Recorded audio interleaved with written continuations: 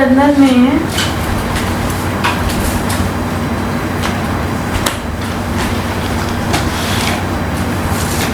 इसका आपने first assignment का 5th क्वेश्चन किया है? Yes ma'am. ठीक है, फटाफट से डिस्कस कर लेते हैं। असाइनमेंट 1 का 5th क्वेश्चन।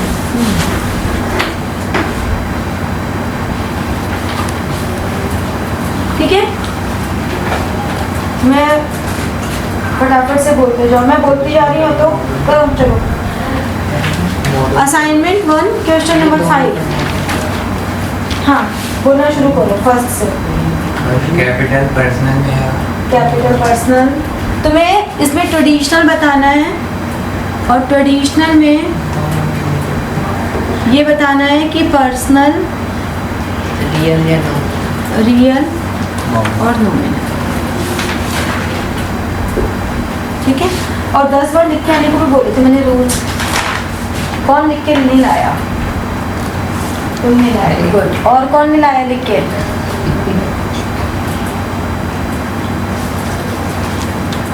चेक करूंगी अभी। नहीं लिख के लाया ना? मैम याद कर लिए लिखे लिखने को ही बोला था 10 बार। तो याद उससे क्या होता है? लिखे तुमने 10 बार?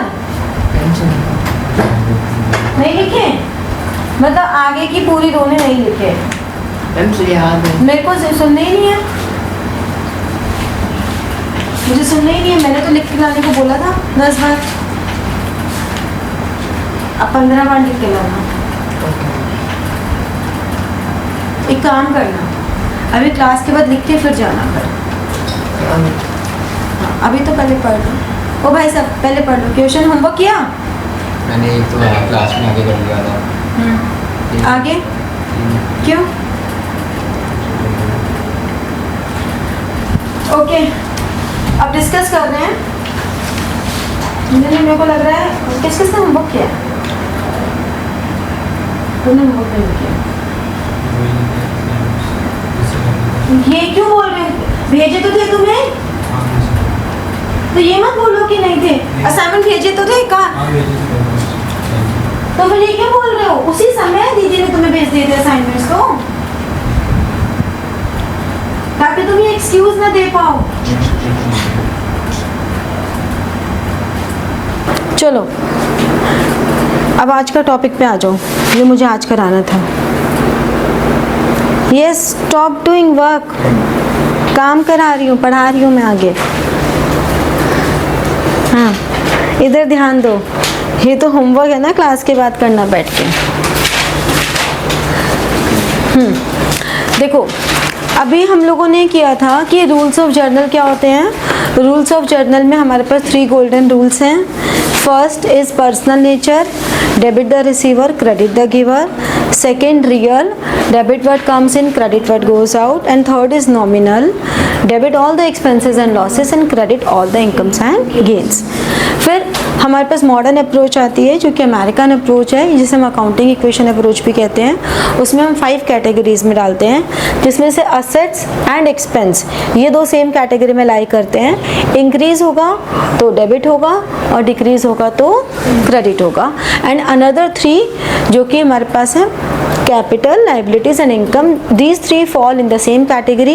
If they increases, then it is credited, and if they decreases, these are debited. तो ये हमने 2 अप्रोचेस की थी। अब इसमें थोड़े से और वेरिएशंस हम आगे करेंगे।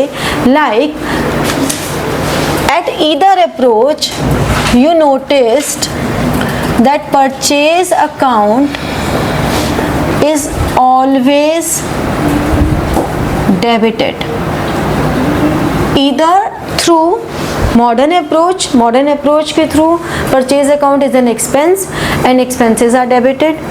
Even in traditional approach, purchase account fall in the nominal nature category and debit all the expenses and purchases is an expense. So by both the approaches, purchases account is always debited. But in some cases, some specific cases, कौन से specific cases हैं? When goods are going out, goods जा रही हैं। Purchases तो goods का मतलब है आना, डेबिट वर्ड कम्स इन भी कह सकते हैं। परचेजेस मीन्स गुड्स आ रही हैं, लेकिन ऐसे ट्रांजैक्शंस जिसमें गुड्स जा रही हैं, neither due to sales, but वो सेल्स भी नहीं है, नॉर परचेज रिटर्न, और वो परचेज रिटर्न भी नहीं है।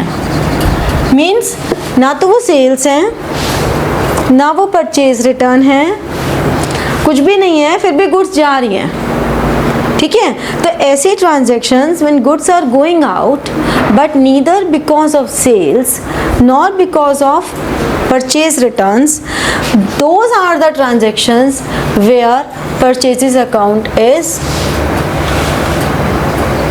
in these cases purchase account is credited, purchase account credit होगा एट कॉस्ट। मीन्स अगर आपको उनकी cost price and selling price दोनों गिवन हैं तो always ignore selling price because this transaction is recorded at cost. अब ऐसी कौन सी ट्रांजेक्शन्स हैं जब हमारी गुड्स तो बाहर जा रही हैं लेकिन वो सेल्स भी नहीं है और वो परचेज रिटर्न्स भी नहीं है? वो कैसे केसेस हैं? जैसे कि goods withdrew for personal use. When goods withdrew for personal use means यहाँ पे ड्राइंग्स हो रही हैं, ड्राइंग्स होने की वजह, ड्राइंग्स क्या है? कैपिटल है, और कैपिटल डिक्रीज हो रही है तो वो डेबिट होगी। अब क्रेडिट क्या होगा इसमें? परचेजेस, परचेजेस हमारे पास क्रेडिट होगी। किस लॉजिक से होगी? एक तो ये वाला लॉजिक हो जाएगा कि एक्सपेंसेस डिक्रीज हो रहे हैं, ठीक है, तो एक्सपेंसेस डिक्रीज हो रहे हैं इसलिए परचेजेस हमारी क्रेडिट हो गई, क्योंकि एक्सपेंसेस जब इंक्रीज होते हैं तो डेबिट होता है। ठीक है, समझ में आया? अब और भी लॉजिक्स हैं जैसे कि goods distributed as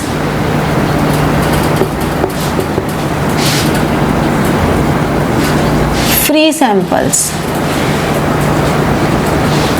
When goods distributed as free samples, these are called, we can say, free samples,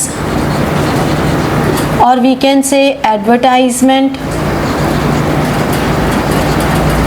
or we can say sales promotion expenses.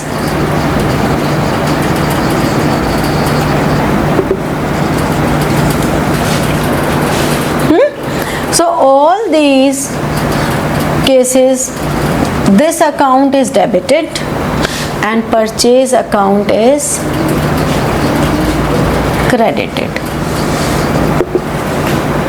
In the same manner, goods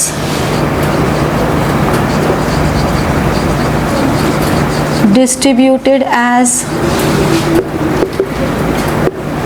charity.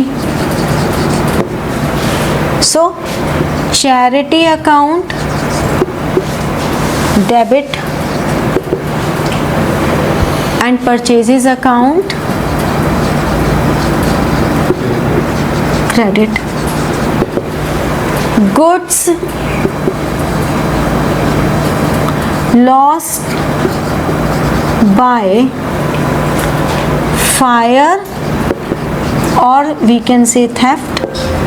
So goods lost by fire or theft, so it means loss by fire or loss by theft, either whatever the case is, debited and purchase account credited.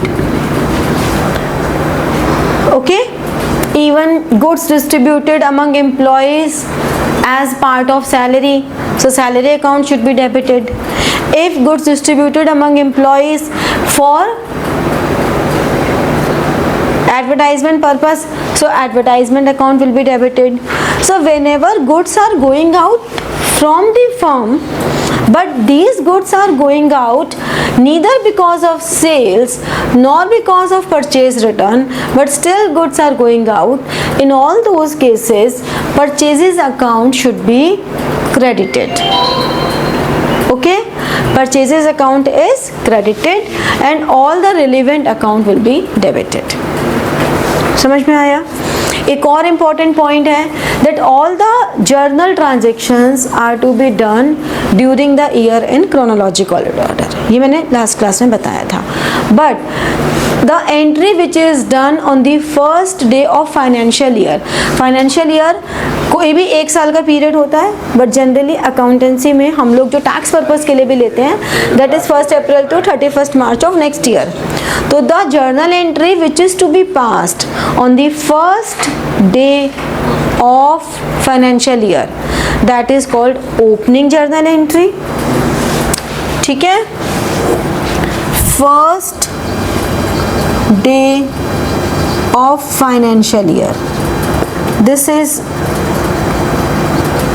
opening journal entry.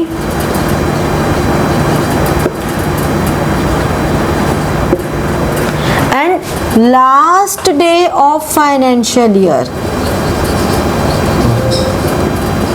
that is called closing journal entry.